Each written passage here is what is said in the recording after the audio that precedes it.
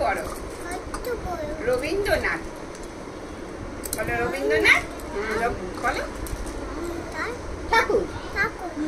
এখনো তো বড় হইনি আমি, ছোট আছি, ছেলে মানুষ বলে। দাদার চেয়ে অনেক মস্ত হব বড় হয়ে বাবার মতো হলে। দাদা তখন পড়তে যদি না চায়, পাখির ছানা পোষে কেবল খাঁচায়, তখন তারে এমনি বকে দেব। বলবো তুমি চুপটি করে পড়ো, বলবো তুমি ভারী দুষ্টু ছেলে।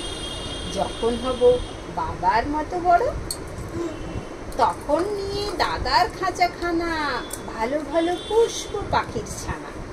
10:30 যখন যাবে বেজে, নাবার জন্য করবো না তো তারা। হাত ছাতা একটা ঘাড়ে নিয়ে করে চটি পায়ে বেরিয়ে আসবো পাড়া।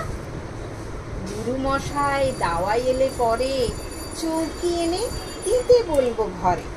তিনি যদি বলেন সিলেট কোথা, দেরি হচ্ছে, বসে পড়া করো, আমি বলবো খোকা তো আর নেই, হয়েছে যে বাবার মতো বড়।